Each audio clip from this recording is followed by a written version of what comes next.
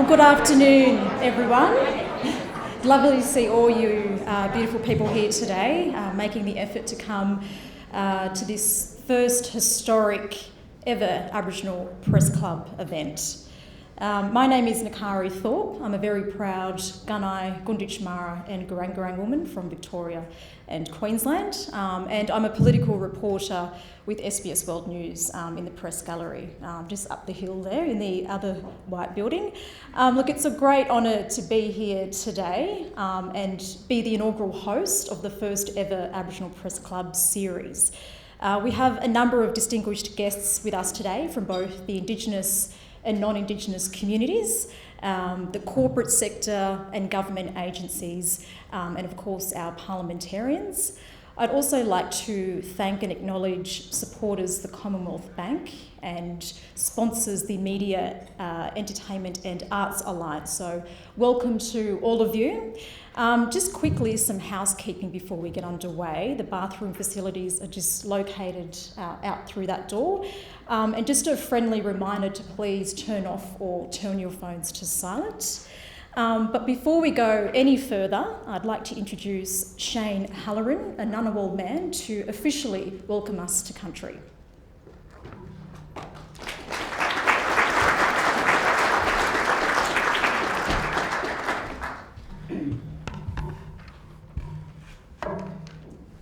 With permission from my elders, I say, Yuma, Yumalundi, Yango Galanyin, Ngalawiri, Ngunnawal. Hello and welcome. Today we're all here on Ngunnawal country.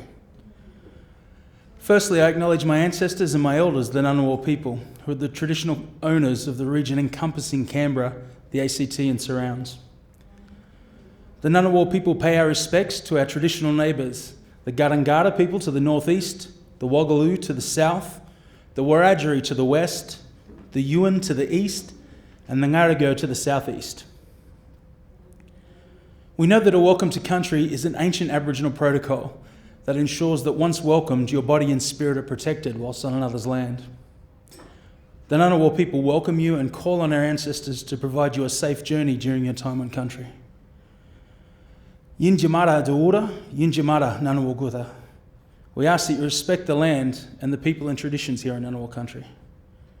As it's the International Year of Indigenous Languages, my welcomes have involved using the Ngunnawal language and teaching you what it means. The first word I'd like to speak about is Injumara.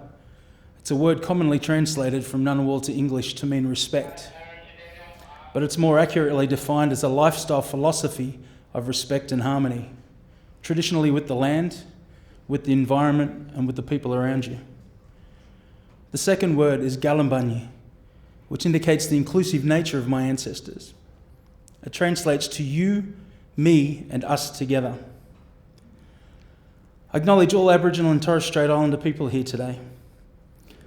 I acknowledge my mother, the co-chair of United Ngunnawal Elders Council, Rosalind Brown, Auntie Violet Sheridan, a Ngunnawal elder, Bradley Bell, a Ngunnawal leader, Senator Pat Dodson, Senator Melindiri McCarthy, the Labor Senator for the Northern Territory, members of the ACT Indigenous elected body, Julie Tongs, the CEO of Winanga Health Service, and the many other distinguished guests in the room. I'd like to acknowledge and pay my respects to all elders, both Indigenous and non-Indigenous. Your knowledge and experience is valuable in helping guide our modern society to shape an inclusive future for all that live in this country. Our elders teach us that we must move forward together, and this means addressing every issue that arises, and that it's our duty and obligation to learn and create the proper tools required to deal with any of these issues. And to learn and move forward together, we have to ask questions and seek advice from those whose footprints we walk in, and never forget the past that shaped us to who we are today. Now, hopefully, with more transparency about Aboriginal issues and concerns in the press, it'll help with our capacity as a more informed and educated communities across the country. In a modern society, we know that empowerment through education and information allows us to thrive and identify the future leaders that we expect to speak for us, so that we can build capacity, promote sustainability, positive change and self-determination in our communities. This is important to ensure that we one day reach a place of harmony and of equity, where we can play our part in modern community whilst maintaining our traditional values and practices. Yumbalundi, Galambani, Gajali, Yinjamara, Winange. Welcome, may we all find peace and respect as we look, listen and learn together. Thank you.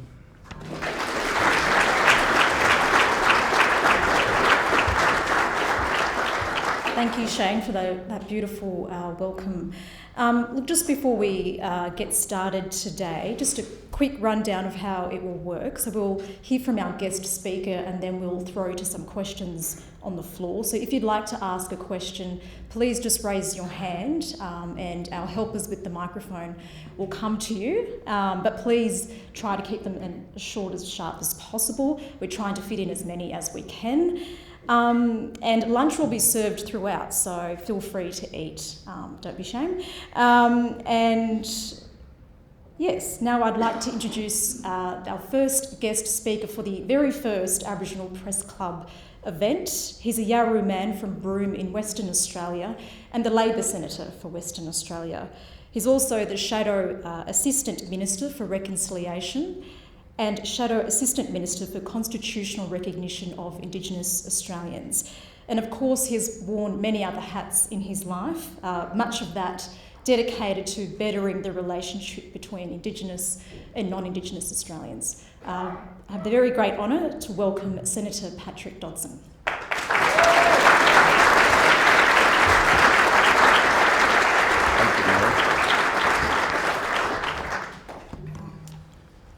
Firstly, I acknowledge the Ngunnawal and Ngambri people on whose lands we're gathered, and I want to thank Shane for his welcome and his continuing work to remind those of us who visit this wonderful city of the Ngunnawal presence and its continuing contribution to civil and civic life. I also want to pay my respects to the late Senator Neville Bonner, who would have been in this precinct and no doubt whose presence is still here somewhere, as the first Aboriginal Senator to the Parliament, and he served in this Parliament here over many years and was one of our early voices inside the Parliament, trying to get across the importance of the nation to find its way towards reconciliation, justice and healing. So I pay my respects to Neville for his contribution and for his dedication. It's indeed an honour to be here amongst so many of you who are well versed in many of the matters that challenge our society. I won't say challenge First Nations, they challenge our society. And I want to thank you for your support to Wayne Coolwell and to the people who have supported him in putting together this event and ensuring that it became a reality. It's obvious by the attendance here today that the hard work and the interest augurs well for the future, Wayne. So congratulations to you for your initiative and for your work in getting launched the inaugural National Aboriginal Press Club. I know some members went down to the other press club and found that the doors were probably not as inviting as they are here. But anyway, you've got here, so welcome. It's good to see too that the Media, Entertainment and Arts Alliance and the National Press Club are supporters though of the initiative that's been taken. We do need national Aboriginal organisations like this new Aboriginal Press Club to promote the agendas of First Nations and their particular interests, because they do have a valid and relevant interest that often is forgotten. One particular national organisation we need is a voice enshrined in the Constitution, but this government doesn't seem to be able to bring itself to embrace that concept. And I want to say more about that later. What I first want to do is, in this address, is traverse a bit of the history of Aboriginal journalism. That is journalism written by Aboriginal peoples themselves. And the first known publication by an Aboriginal community or organisation is the Flinders Island Chronicle, published from about 1836 to 1837 by the Tasmanian Aboriginal community, the Palawa, who had been exiled from the Tasmanian mainland, ostensibly for their safekeeping. The Chronicle was written by those exiles under the sanction of the Commandant, but it was really nothing more than a propaganda sheet. Take this example from the edition of the 17th of November 1837, and I quote, "Now, my friends, you see that the Commandant is so kind to you. He gives you everything that you want.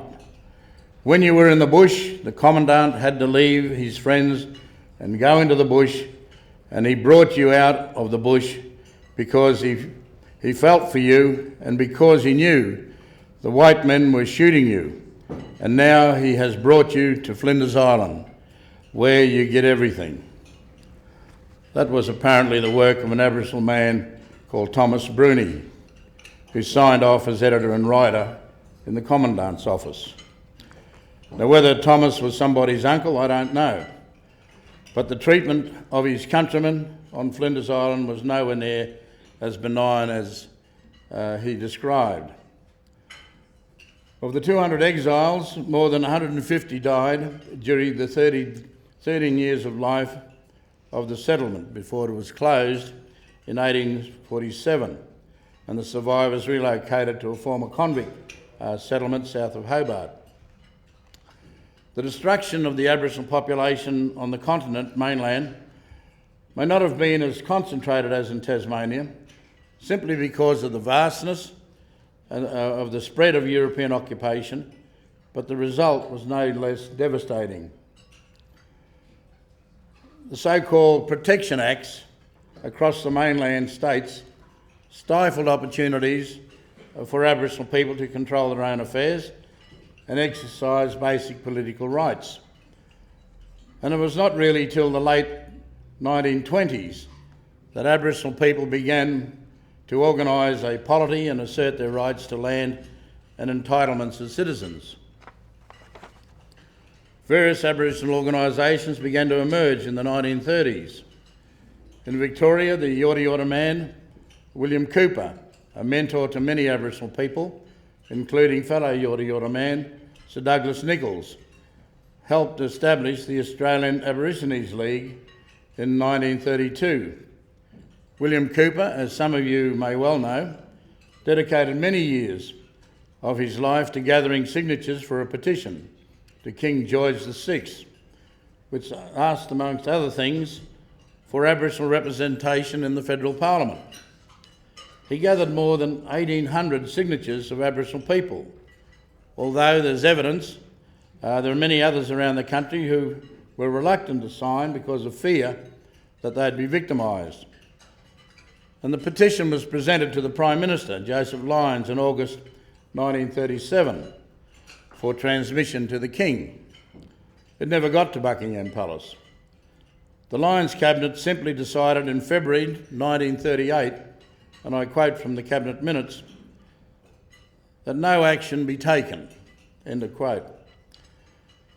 The ceaseless advocacy of William Cooper and the Australian Aborigines League inspired the formation of the Aborigines Progressive Association in New South Wales in 1937. A year later, the sesquicentenary of the arrival of the first fleet of British ships in Australia, the two organisations planned to mark a day of mourning at La Perouse. The meeting in Sydney, about 100 Aboriginal people passed the following motion, and I quote, "We, representing the Aborigines of Australia, assembled in conference at the Australia Hall, Sydney, on the 26th day of January 1938, this being the 150th anniversary of the white man's seizure of our country, hereby make protest against the callous treatment of our people by the white man during the past 150 years. And we appeal to the Australian nation of today to make new laws for education and the care of Aborigines. And we ask for a new policy which will raise our people to full citizenship status and equality with the community. Only 2 months later, and a century after the Flinders Island Chronicle was circulated in Tasmania, a radical Aboriginal newspaper was born in Sydney, Abo Calling. It was published by Jack Patton, one of the organisers of the Aboriginal Progressive Association and the 1938 Day of Mourning. Abo Calling was a monthly tabloid, selling at threepence a copy when it was established. It said in its first issue, in April 1938, to present the case for Aborigines from the point of the view of Aboriginal peoples themselves. And it claimed a readership of 80,000 Aboriginal people. The first front page proclaimed that the paper had, quoted, nothing to do with missionaries or anthropologists or anybody who looked down on the Aborigines as an inferior race. So you can get the picture that racism is a bit of a theme. It campaigned for equal opportunity, full citizenship rights, for Commonwealth control of Aboriginal affairs, and for the creation of a standalone Department of Aboriginal Affairs. First Nations peoples would have to wait for another 3 decades for the latter to be achieved in the 67 referendum, and a few years after that till the Whitlam government established a department. The New South Wales authorities were clearly apprehensive about the strident advocacy of the paper Abo Call. And just a month after the first issue, 2 senior coppers visited to pore over the books of the Aborigines Progressive Association. And 2 days later, the publishers were hit with a demand to enter into a reconnaissance of £300 under the Newspaper Act of 1898. Jack Patton had no way of meeting that demand. But fortunately, a sympathetic publisher came to the financial rescue of Abo Calling, and the paper was able to continue its agitation for a few more editions. The 1930s marked the beginning of political awakening and organisation by Aboriginal peoples. But for the next few years, possibly because of the Second World War, there was something of a hiatus in the Aboriginal media activity. In the 1950s, a revived upsurge in Aboriginal community awareness and activism saw a number of publications that appeared, including the Council for Aboriginal Rights Bulletin, 1955, a Victorian publication, a publication in my home state, of course, the Australian Aborigine, was published in 1953 to 1957, a newspaper that was associated with the Coolbaroo League, a Noongar advocacy and social organisation, and the Aborigines Advancement League newsletter in 1959. In her PhD thesis, published in 2010, the Griffith University academic Elizabeth Burrows concluded that Aboriginal print media she'd analysed from the 1930s through to the 1970s aimed to provide an independent voice to protect language and culture, focus on the development of Aboriginal communities, and showed solidarity with other Indigenous communities.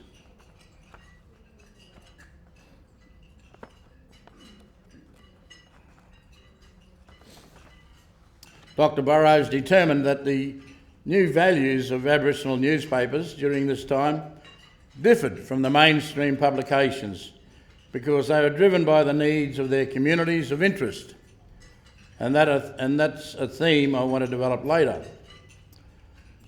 From the 1960s to the 1980s, heightened Aboriginal activism included the rise of the Aboriginal Black Power movement, spawned an impressive spread of Aboriginal publications, some of them militantly radical, like the Courier, produced by Aboriginal man Bruce McGuinness. And there was Black Australian News, under the editorialship of Michael Anderson, Cheryl Buchanan's Black Liberation, and Ross Watson's Black Nation, which was a vehicle to promote protest against the 1982 Commonwealth Games in Brisbane. They were all published on meagre budgets, and not surprisingly for the times, they drew the attention of the police and the special branches and ASIO. Something new today, is it? The Australian land rights cause gathered force in the 1970s, produced its own set of publications. Out of Queensland in the mid-1970s came the North Queensland Message Stick, and out of the Northern Territory came separate land rights newses, published by the Northern and Central Land Councils. National Message Stick came later, published by the National Federation of Land Councils. The Land Rights Queensland was published from the mid-1990s by the Foundation for Aboriginal and Islander Research Action. Reviewing this publication, the academic Elizabeth Burrows has written that they all covered issues outside the spectrum of land rights and native title. Conflict and timelines were not prized. She's written, and conflict might be actively avoided if it was between different Aboriginal organisations or communities. This avoidance was based on cultural sensitivity and recognition that such disputes were likely to be seized upon and inflated by the mainstream media attention, if not their opponents to their causes. Above all, these publications gave communities and appropriate leaders and spokespersons an outlet to promote discussions on issues important to them and on their own terms. That has been a philosophy which has underpinned the proliferation over the past 40 years of Aboriginal radio and television enterprises in our cities, regional areas and remote communities. That proliferation has been no surprise to me, of course, given the oral tradition of Aboriginal culture. Broadcasting technology has given us the modern message stick. First Nations media services are vital to communities as a means of two-way conversation, self-determination through access to information, and ensuring people have access to health and education information, empowering people through information. But beyond those primary services, there's a way to express people's identity, connect communities, build bridges with the wider communities as well. The First Nations media industry really began in the late 1970s, when groups of Aboriginal and Torres Strait Island people in different parts of the country, including Alice Springs, Townsville, Ernabella, decided they wanted to have their own voice. And they gathered in Alice Springs, of course, the Central Australian Aboriginal Media Association, CAIE, and it received the first Aboriginal radio licence in 1980. And next year will celebrate 40 years of storytelling in modern media format. In Sydney, the foundations for Radio Redfern were laid in 1981, when Maureen Watson and her son, the late Tiger Bales, started broadcasting on community radio station 2SER. Radio Redfern played a vital role in coordinating political protests against the bicentennial celebrations in 1988, and Tiger would establish the Brisbane Indigenous Media Association, which operated the radio station 98.9 FM. And Tiger hosted the program Let's Talk, and was the inaugural winner of the National Deadly Awards for Indigenous Broadcasters of the Year. In 1986, CAIE established Imparja Television Proprietary Limited to apply for a television broadcasting licence for Central Australia, and began broadcasting via satellite television in 1988 using the new OSAT system. From these early beginnings, First Nations media has expanded into a vibrant industry that employs around 500 people across 40 community-owned and managed not-for-profit media organisations, reaching almost 50% of the Aboriginal and Torres Strait Islander peoples nationally and each week through radio services in 235 regions, broadcasting in more than 25 languages across the nation. In addition, we now have a national Indigenous radio service producing daily news bulletins from its base in Brisbane, 3 television stations, NITV nationally and ICTV in the remote regions. The first national media industry is represented by a community-controlled peak body, First Nations Media Australia, based in Alice Springs.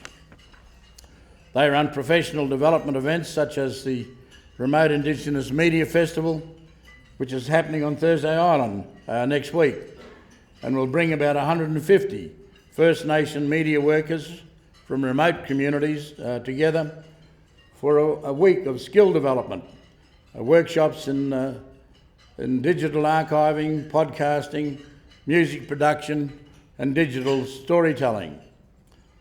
The First Nations media sector delivers value to the community at a ratio of roughly 3 times the amount of investment government makes in these services. A study by Social Ventures Australia has found that for every $1 the government invests in the industry itself, the media industry, Aboriginal media industry, returns a social value of $2.87 on average across the country.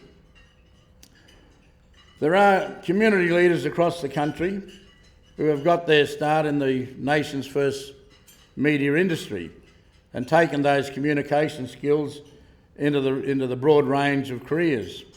And my colleague, Senator Melanie McCarthy, began at the ABC and finished a broadcasting career in ITV before entering the Parliament as a Senator from the Northern Territory.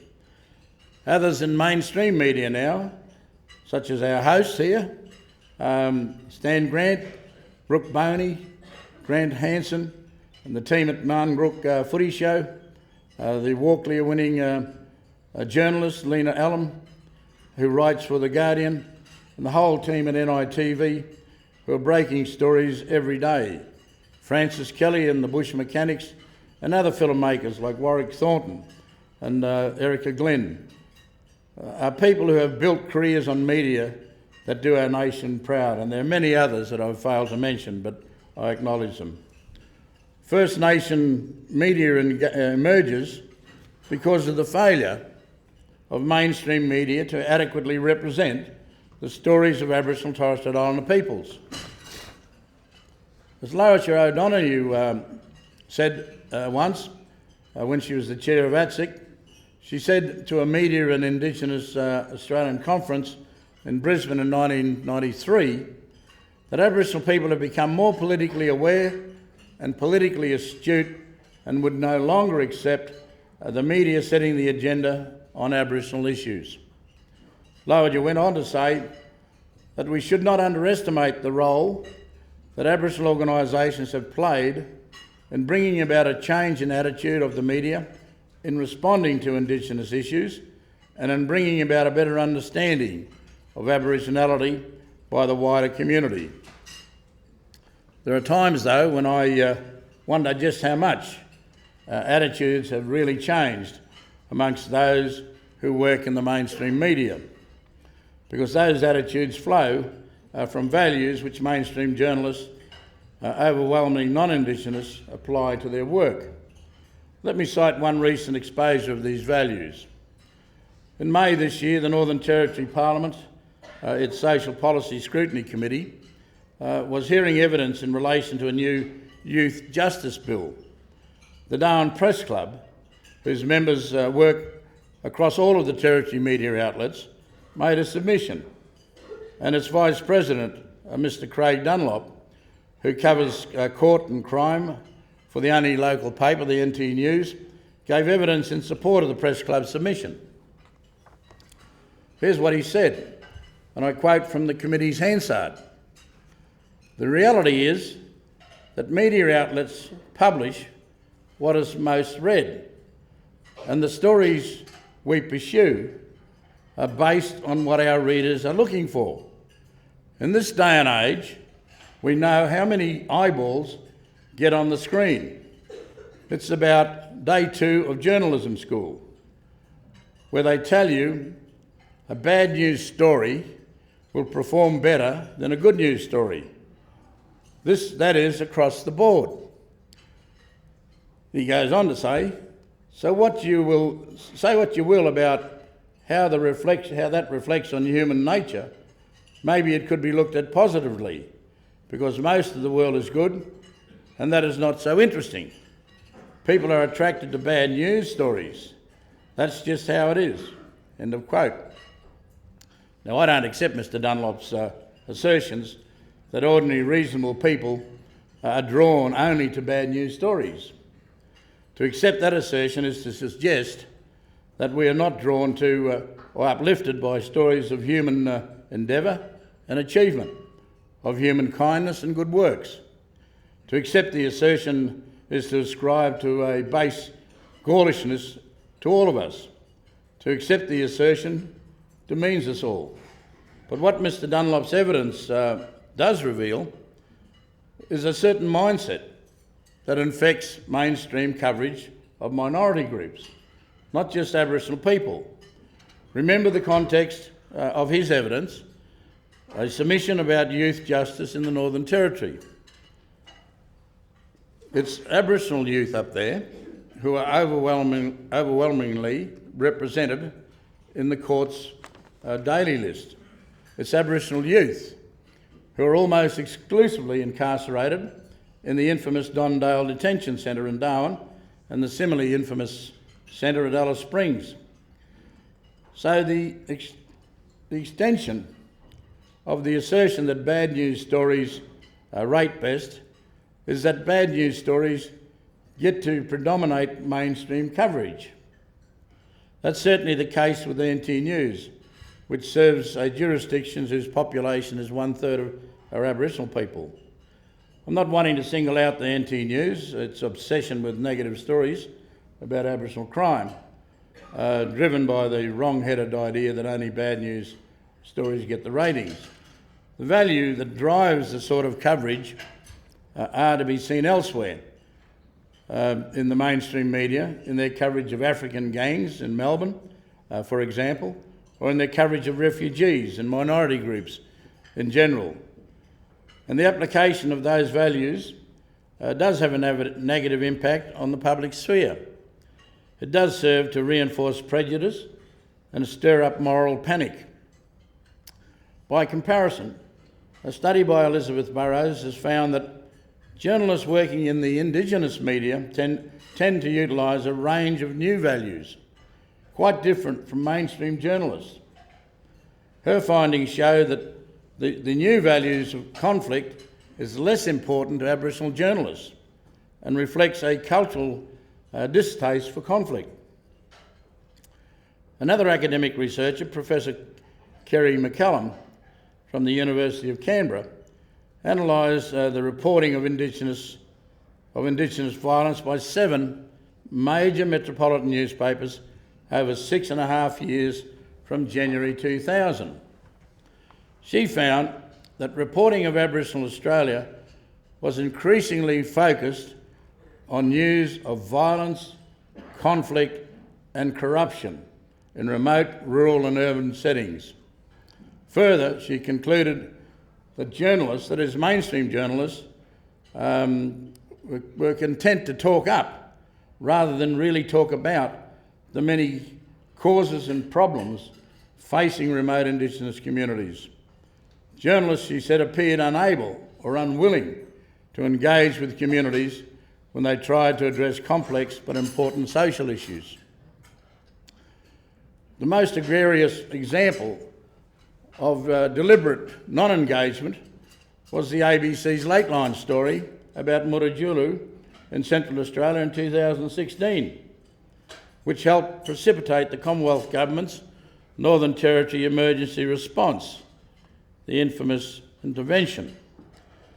The story about sex crimes at Mutijulu was produced without the program ever having visited the community.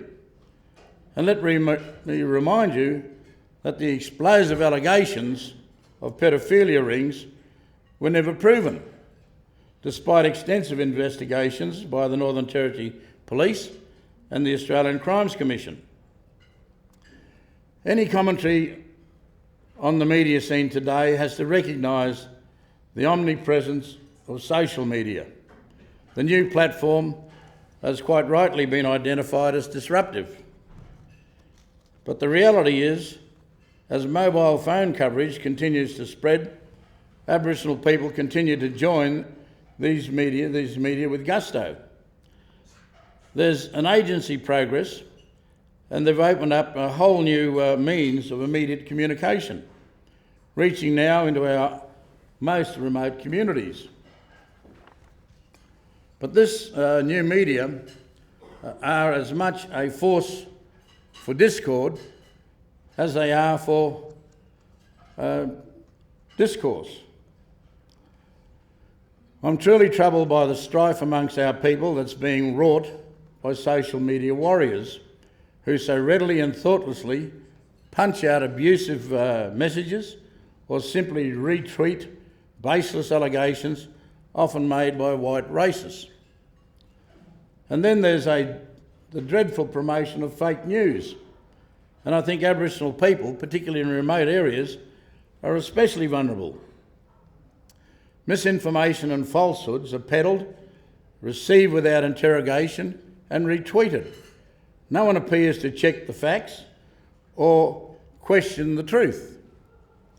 Reputations are too easily thrashed and fear and loathing unleashed, sometimes with tragic consequences. Once the genies are swirling around, it's nigh impossible to right the record. And this is where a strong, independent, Indigenous media sector can be a voice of moderation to educate our people about the dangers of using social media as a weapon of abuse. I have a great faith in Indigenous media, but I wonder if our messages are really getting through to the public at large. There's always been, in the mainstream media, a fundamental bias against Indigenous stories. There's a maxim in the game that black stories don't rate. Mainstream media really has to come to a better understanding of Indigenous cultures and the rich stories. It needs to appreciate Indigenous perspectives are valid and they are alternatives. Good reporting in Indigenous matters takes time. It takes resources and money, especially when it comes to coverage in remote communities. To mainstream media, I'd say reporting should embrace as full a range of resources as possible. But just keep seeking comments and opinions from the elites is not sufficient. It shouldn't be that the best organised and connected get access to the media and influence. In all communities, there's a range of Aboriginal voices out there that are rarely canvassed by the mainstream media. And talking of voices, let me conclude by harking back to the government's proposal for a voice to the Parliament. It's been 10 weeks now since the Minister for Indigenous Australians fronted the National Press Club here in Canberra and announced that a local, national, regional voice would be delivered and that Indigenous Australians would be recognised in the Constitution after a process of true co-design. That Press Club speech raised false expectations. Any hopes that a national voice would be enshrined in the Constitution, as the Uluru Statement from the Heart demanded, was quickly dashed by the Prime Minister and his Conservative allies. But where's the rest of the minister's agenda? He had 2 public occasions since the Press Club address: his speech at Gama on the 31st of July and his Vincent Lingiari lecture on the 15th of August, to put some flesh on the bones of his Press Club address. But there's been nothing from Minister White to have any confidence in. And that has also been lacking in a detailed plan, or any kind of plan, as to how we're going forward. In fact, it's not clear to know what his real proposals are. He told the Western Australian newspaper at the weekend that recognition was too important to rush. Well, nobody's talking about rushing, of course, and I agree that recognition is important. But what sort of recognition will it be? Just some feel-good words in the preamble of the Constitution? Now, that won't be good enough.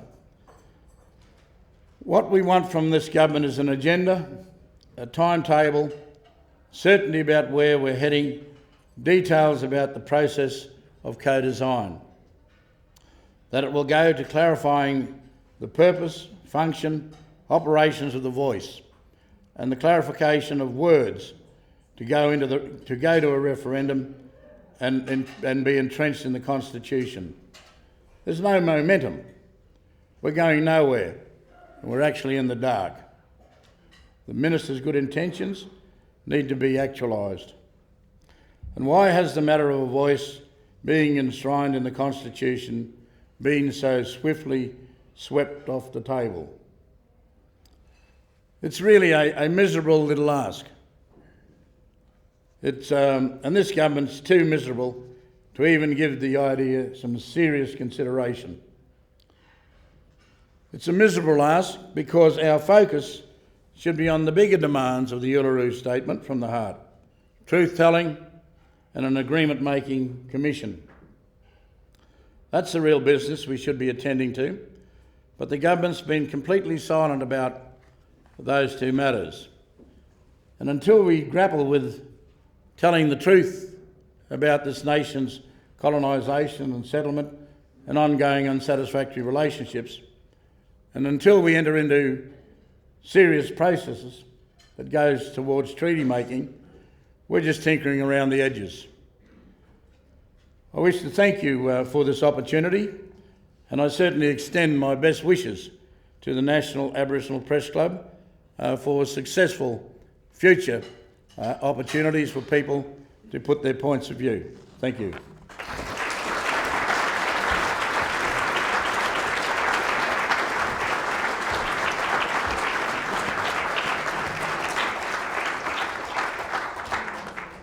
Thank you so much, Senator, for those powerful words and for that highlighting the history and importance of Aboriginal media in Australia, and I guess the negative stereotypes that the mainstream media have latched onto has dominated the mainstream media for so long. I think that was a big reason why I joined this industry. Now we're going to open the floor up to questions. So we'll have a roving mic over there, so please raise your hand if you'd like to ask a question, and please try and keep it as short and sharp as possible so we can fit in as many. I might start it off, Senator.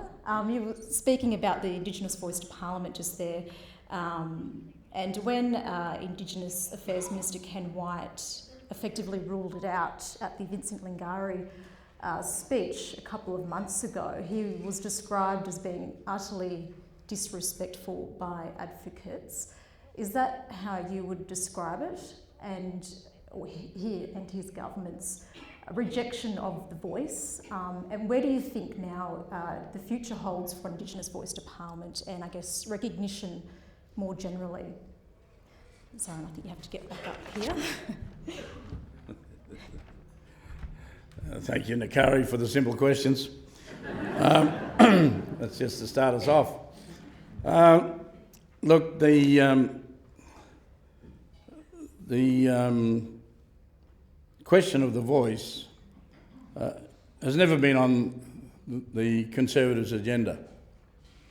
They seem to have come to it at some stage when there was a compromise, I think put forward by Noel Pearson, for the more harder propositions that were proposed by the expert panel to section 5126 and to the creation of a new section on non-discrimination, section 116A.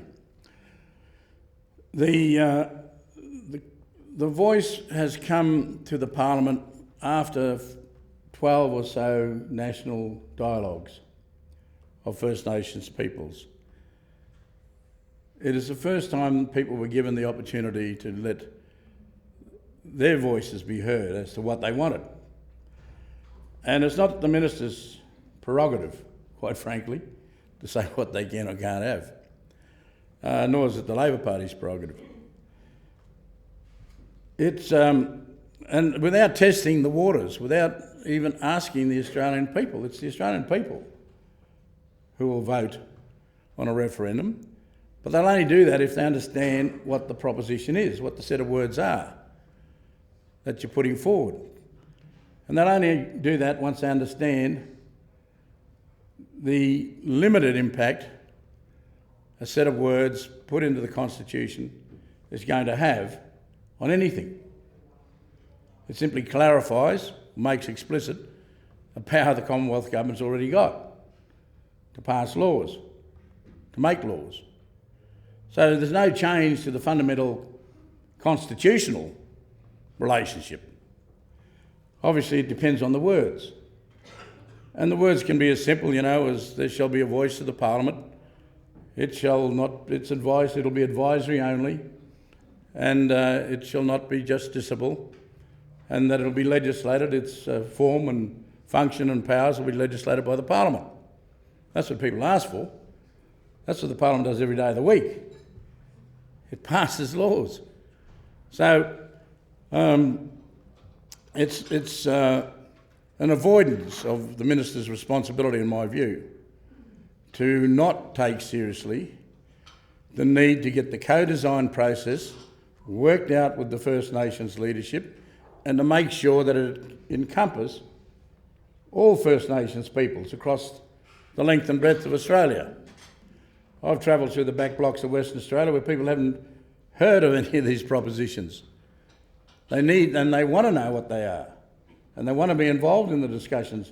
So a process of how to engage them needs to be spelled out. We'd proposed as Labor that if we were elected, we would have created regional assemblies so that people in the regions would elect their own representatives to whom you could go to for them to have the discussions with their communities. None of that's happening.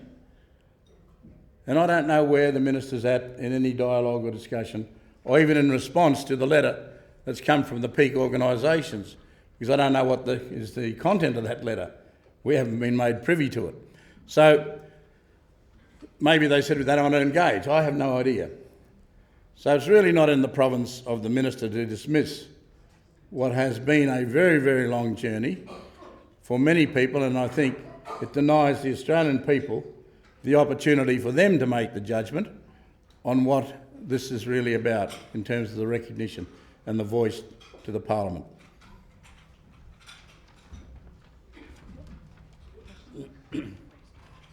Aboriginal, thank you for your address.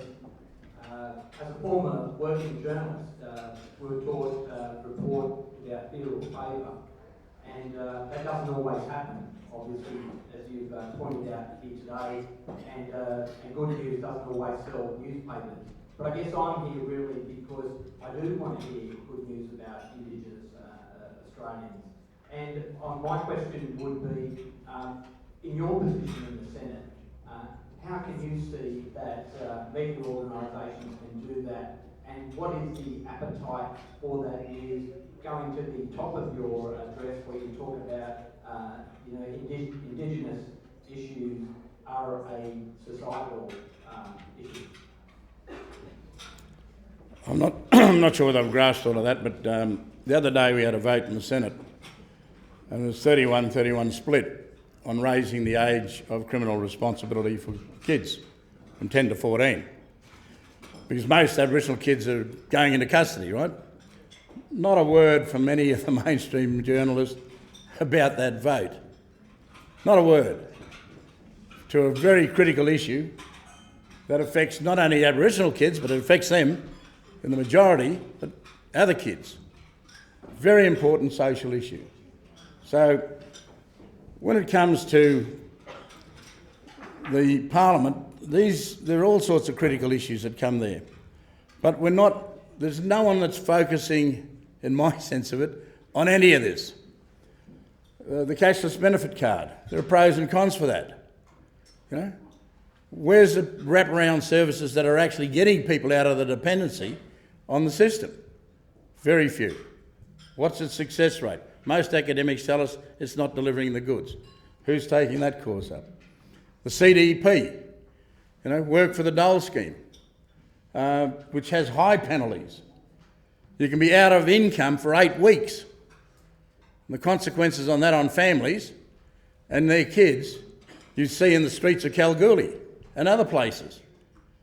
Who picks this up? Where's the mainstream passion to go out there and highlight this inequity that's being perpetrated upon First Nations peoples? And there are other things, high incarceration rates and kids in out-of-home care, and etc. And it's the First Nations media groups who try to bring these things to the fore. And somehow or other, our media, for the betterment of the country, that's all the media, First Nations and mainstream, have got to find a way to help educate the public of this country and not to keep demonising First Nations peoples and not to keep treating us as deficits, but to start to look at the positives of where we're trying to go, not just the economic positives. We can talk about the procurement policies that are leading to wonderful jobs. $10 billion with 10,000 employees over 10 years. Fantastic. It's a great thing. The balance about this has got to be found, and the reporting where we're falling short has got to be reported upon and the spotlight put on it, whether it's a state government, whether it's one of my colleagues in the state government, or whether it's the national parliament in its lack of diligence, or the government because of its lack of commitment, or the opposition because it's inertia in dealing with something. So politicians are responsive to how media deals with these critical issues, and that's all politicians. We take account of many things. And if I can just deviate for 1 second, human rights standards are critical to the integrity of our legislative systems. I don't hear anyone report about our compliance to the covenances and the rights implicit in those covenances that's trying to make a better society for us. But yet we've got a committee in the Parliament that looks at our compliance to the 8 or so international covenances and the 40 or so implied rights that they point out to. We don't report from a human rights perspective. So in terms of helping to educate the nation, when it comes to issues that we should be moving on from, like entering into a treaty arrangement with First Nations, we should be able to do that. We're still browbeaten by the racist and the ignorant because the public sector is not being educated appropriately. Hi Pat, my name's Violet Sheridan. I just got a couple of issues as well.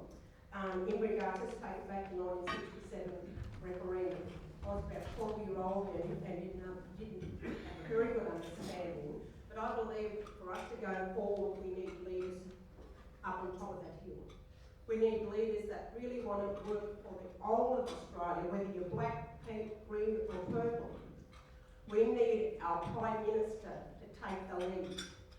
We need our Prime Minister, we need a government that is not all about catching the votes so they can get the big dollars to get in there. We need someone to speak up and let the Australian people know that it's just like the native title. When native title was introduced in into Australia, and it was all about someone scaremongering about, oh, hello, black fellas Abbo is going to get in there and take our land. And it wasn't about that. It's about how we can go forward and reconciliation. Reconciliation will not be achieved in Australia unless it goes forward, unless the government of the day take the lead. We are entitled to housing. We are entitled to health. Our elders are entitled to get good homes as they get older. And our elders at the moment, some of them sleeping out with their dogs in the outback. This is still happening. But this Australian government, and I'm not saying it's all Australian people, are too busy looking at overseas, what's happening overseas, and right here in their own backyard. We as Aboriginal people need to stand up, and we need to educate our young people, because also the way that I will say I've got 18 grannies and 2 great-grandchildren. This gap is never going to close because they're going from the top down.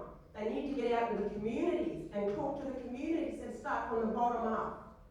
And give us a chance to run our own lives. We're sick of people making decisions for us. And this government up on the hill that's voted in now, I blame Queensland. Awful. It's the same with Pauline Hanson's. There's a lot in that. Why? The woman hasn't even got any policies. But, you know what? The old racist card's coming back. You know why I see the old racist card? I'm 65-year-old. And I say, why the old racist card's coming back? Because I have never seen so many Australian flags flowing on cars and around the communities. We're a big country. We can accept, and I'm a big supporter of refugees as well. As the environment, as climate change, I'm a big supporter. But I believe, and I think the one that needs really to take this forward is our Prime Minister. He needs to stand next to Ken and say, we're going forward with this. And if he doesn't do it, I hope he doesn't get the next election. Go Labor!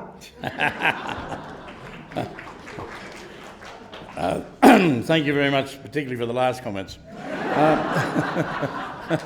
Unfortunately, we didn't get there this time, but we promised to do better next time. Look, there's a lot in what you had to say. It is about leadership, but it's leadership across the board. The PM's a special person. He's the leader of the country, and he does have a fairly big burden to show that leadership. You get no argument about that from me. But so does my leader. He has to step up, and as a Labor Party politician with Melanderi and Linda, we make sure that our leader is focused on the things that have come from Uluru and other things. But let me just say also that there's a chance now, if I can link what you've had to say to the previous question. The good news is that the peak organisations, and I don't know what the number is, 23 or 43, there's a number of Aboriginal peak organisations across a whole range of fronts. And they've been busy and they've been working hard, and they've now got on a commitment with CAIE, that's the states and the Commonwealth, coming together to try and do something about closing the gap, or identifying what are the things in the gap and how they can fix them. It's a pretty important shift in the relationship, because they now co-chair a committee with the relevant minister from the state and the Commonwealth, whether it's on health, education, employment, whatever it is. Now that's a big advance. The media can help by putting the spotlight on it and saying, okay, what are you people doing? Aboriginal people and parliamentarians, state and Commonwealth ministers. We don't want to go to February next year and have another litany of failures and the lack of progress on matters that we in this country should be doing better on. There will be some, but this is where putting pressure and following up on something that's good in order to make them better, so that the outcomes, to get the equity between citizens here, may be achievable. certainly in some of the areas where we know there's been total failure. So, and the media can play have a great influence on that. Going back in the day, I remember when some of the ABC journalists were just starting to cut their teeth. There was a lady out at the back blocks of Queensland whose child had been taken off her because she lived in a little humpy. But it wasn't the Andrew Ollies and the Ray Martins at that time were young journalists who focused in on this and helped to bring justice for that lady and help get her children back or child back.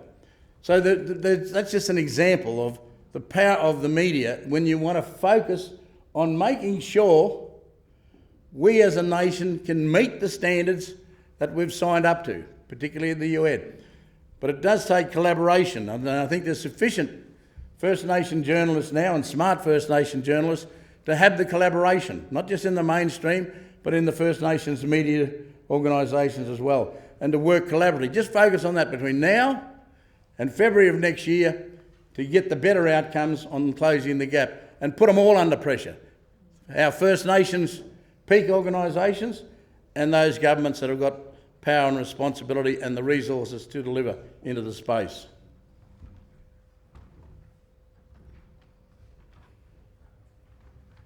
Thank you, Senator. Look, there's a lot of evidence that suggests that, or shows, proves Indigenous-led solutions lead to the best outcomes for Indigenous communities. In this Parliament, how do you plan on spreading that message and ensuring that the government is focused on Indigenous-led solutions? It's pretty hard in the political cut and thrust because parties are parties, and we have an adversarial system. We don't have a consensus-making basis. We do at times. We do rise to the better things, but it's very hard, particularly when you've got policy driven by ideology, as we have in the social space at the moment. You know, that the government has, and not just for Aboriginal people, but the poor and the marginalised in our society are going to, and pensioners and others are going to pay for the entitlement of the rich and the powerful. So it's, and they keep saying this is an ideological war, this is a class war. Well, just look at the evidence of it, you know. You've got about 58,000 Australians over 55 who are on New Start. They're going to be subject to drug testing and income management processes, you know. It's a bit hard to get a consensus when you're arguing with the government about that, because we're totally opposed to those sorts of things. But you can try to deal with the crossbenchers on some matters. So the crossbenchers are pretty important. Senator Lambie, this is in the Senate I'm talking about, not in the reps, but Senator Lambie and sometimes the two senators from South Australia. I doubt whether you ever get, well, you might get Senator Bernardi on one day, but I doubt whether, well, Senator, the one handsome party, sometimes you never know where they go. But they flip and flop around depending on the deals they've done. So it's a political space. It's not a social science space. But if the science and the public come to some consensus and some outrage about some of the ways we treat the marginalised and the poor in our society, then make it known. Make it known to the politicians. That's the one thing they are sensitive to, is what's in the headlines of every day. If you wake up in the morning, what do they say on Sunrise? What do they say on the ABC? You know, it's true. So at the moment, China's sort of occupying the space, but that'll pass over. We'll go to something else. But it's pretty hard to get consensus on when you're ideologically driven on both sides.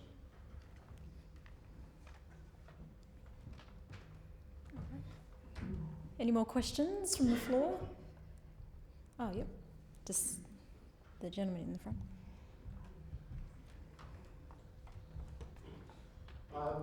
Senator Dawson, the digital new age media has been very disruptive, as you said, but it does potentially offer opportunities for highly dispersed people that represent your community.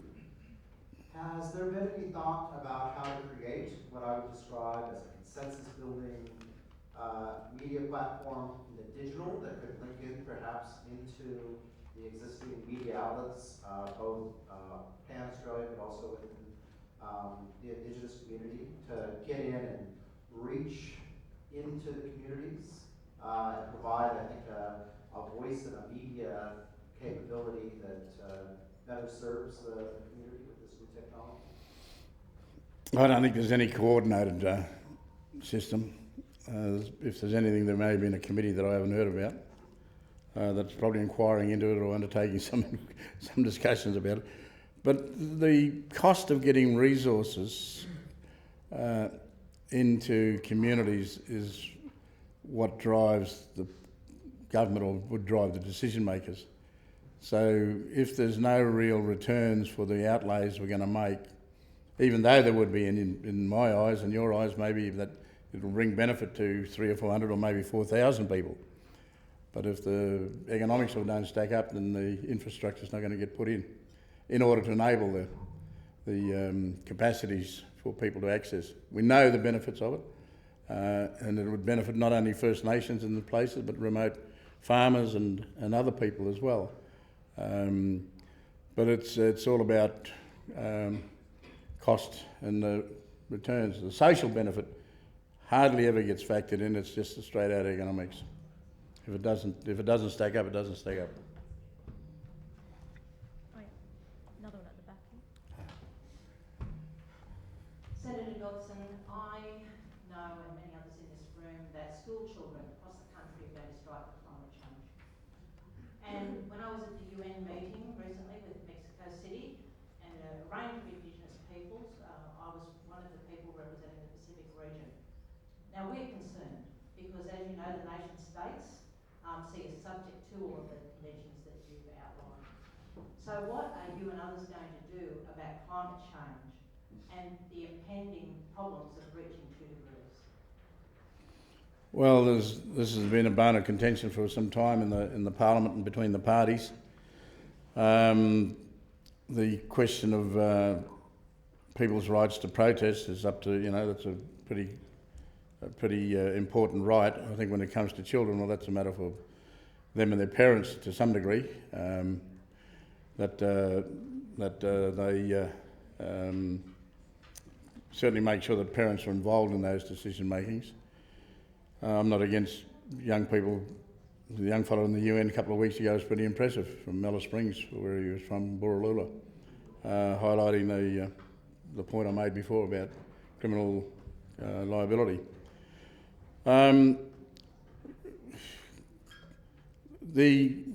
Probably the last election Labor lost on, because we were clear about climate change. Coal's still a very big factor in this nation, and until there's some real clarity in the cost and the capacities to transition into the alternative ways of creating energy through wind or power or from the sun or other ways, tidal, and a lot of those aren't being advanced. They may be in some parts of the country, but not sufficiently enough to guarantee us. And some are now starting to become supplements or ancillary to the main coal supplies. I don't think any of us have got it right as yet, but there's no doubt that unless we find better ways to stop polluting the environment, we're all going to suffer. The island states, firstly, and I've been to Tuvalu, I've been out to Kiribati. My vain effort was to plant one mangrove tree in the hope that that'll stop the tidal flow, but it's not going to happen. It does take industrial states to change their thinking, but on the other hand, it does take us as consumers to rethink our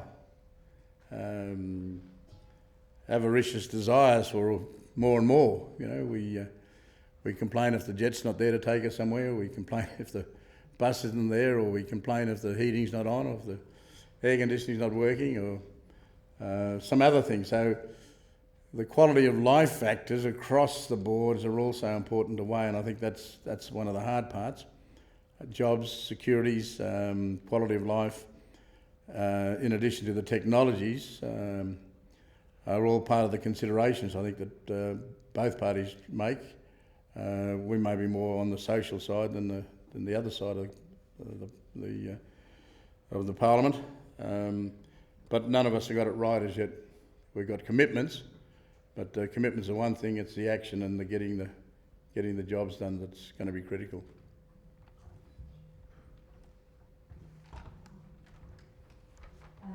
Senator Dodson, you mentioned in your speech agreement making, treaty making. It seems to me that there's a lot happening at the state level in the absence of any initiatives at the Commonwealth level. Would you like to comment on what the implications might be for the Commonwealth of all the various developments, treaty making and so on, that are going on at the state level? And secondly, you also mentioned the Northern Territory intervention following that late line program in 2007. There's a bill currently being considered which would take people who are currently on the basics card onto the cashless debit card, and that will presumably go on indefinitely. Can you say something about what you see has or has not been achieved in the Northern Territory since 2007 with those sorts of policies? Thank you. Well, the treaty making process is a great process. It may not have all the aspects that First Nations people want to see on the table, but if you go back 5 years, 6 years even, to mention treaty, you would have thought you'd be put in jail for sedition or something. It was such a rude word. But now it rolls off the tongues of people as if it's commonplace, and that's a good thing. That we're slowly getting used to the fact that there has to be an agreement between those people who took the country off the First Nations peoples and the First Nations peoples, or many agreements. I'm not ruling out that as well. And so the process in the states, and it takes time because First Nations have got to come to terms with a shift, and they've got to learn how to trust. It's not an easy thing to trust a government because they've been let down so often.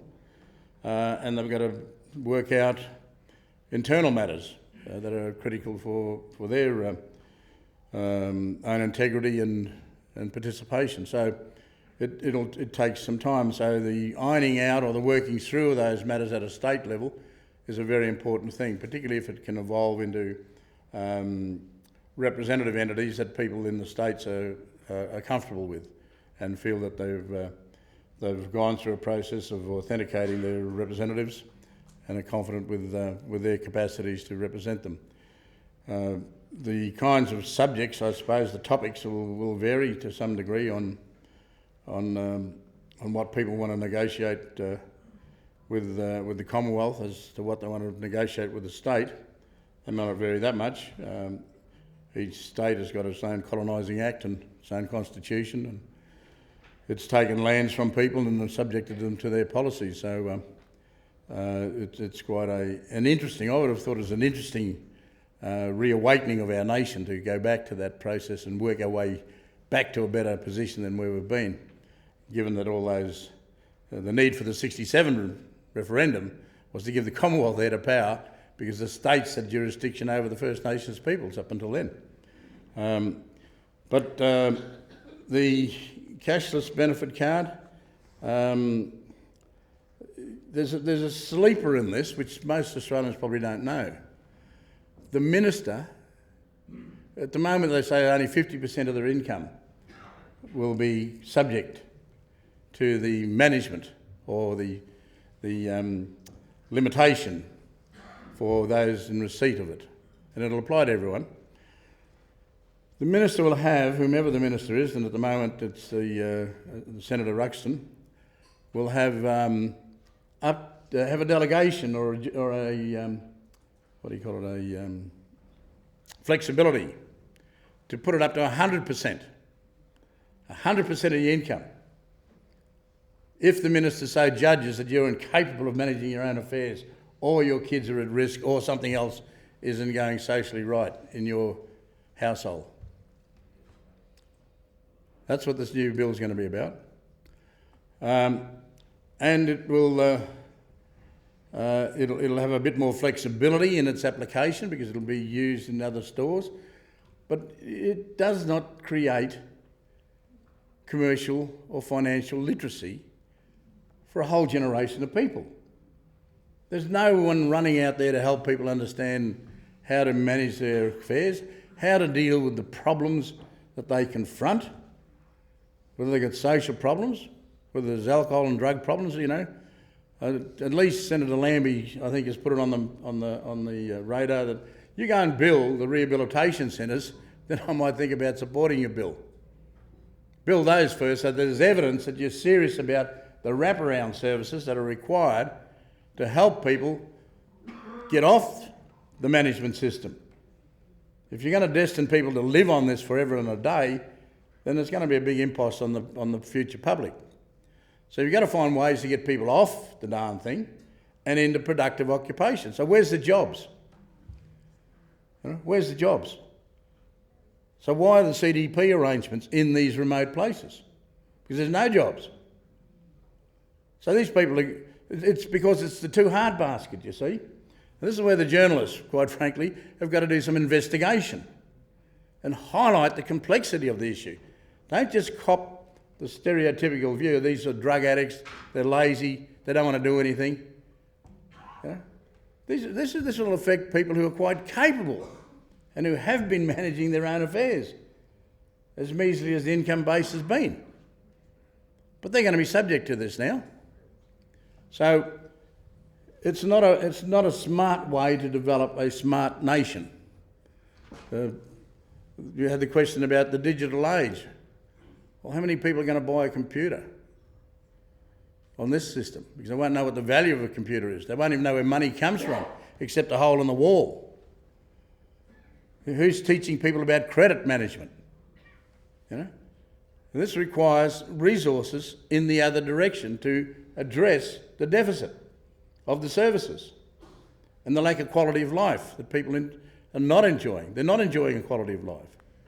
And that's why if you're overcrowded, we know what problems come from overcrowding. Violence, domestic violence, child abuse. We want to fix some of those things up.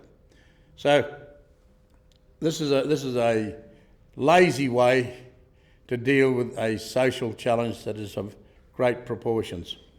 And it needs our best brains across the country to come up with alternatives. And that's part of the challenge to Labor as it is to the rest of the nation.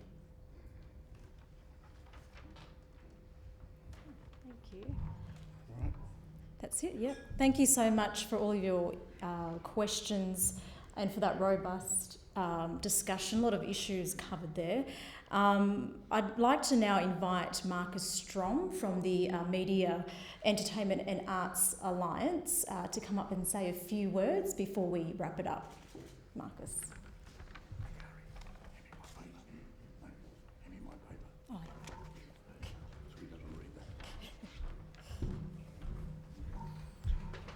Hello everyone.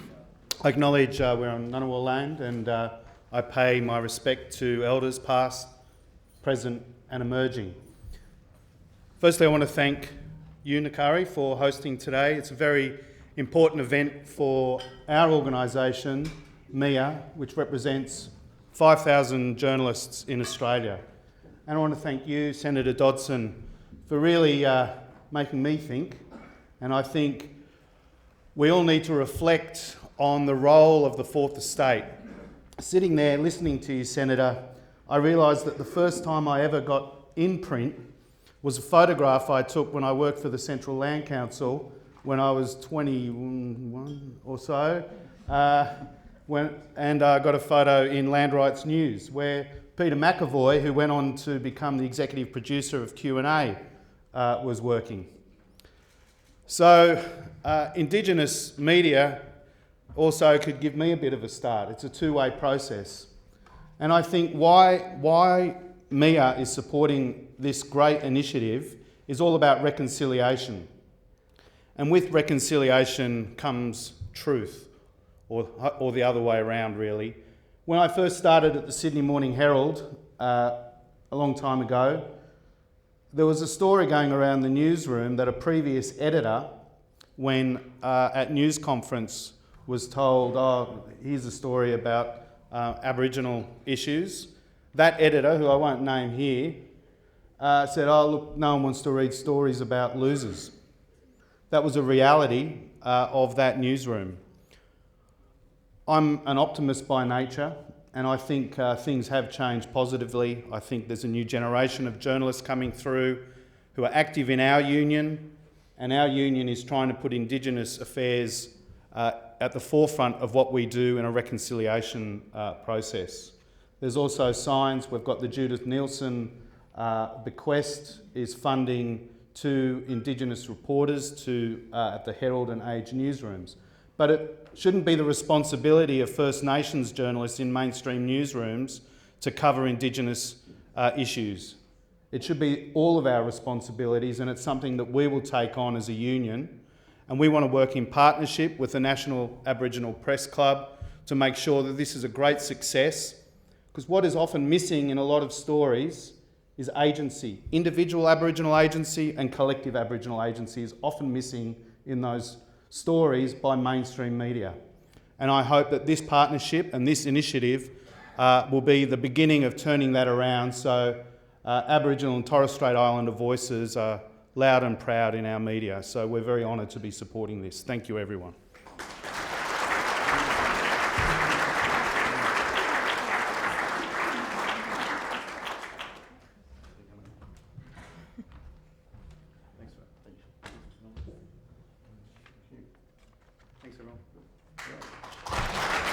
Thanks, Marcus.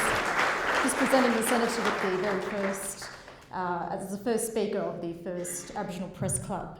Well, look, that wraps it up for the first Aboriginal Press Club, an historic moment. Thank you all so much for travelling far and wide and locally for being here today. And a big thanks to the Centre of Aboriginal Independence and Enterprise for putting this all together. And please keep an eye out for the next one, because this is just a series of many more to come. So thank you all so much, and I hope you enjoy the rest of your day. Thank you.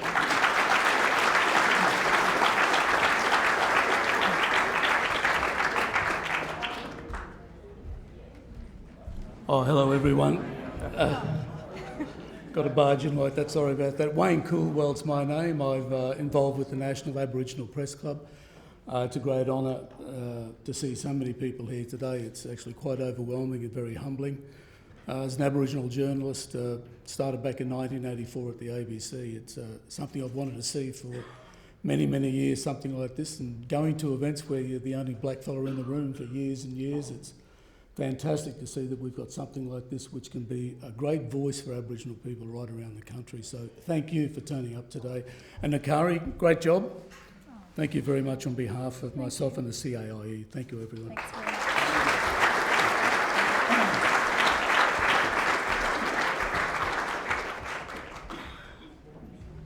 Thank you, my dear. Thank you. Yeah.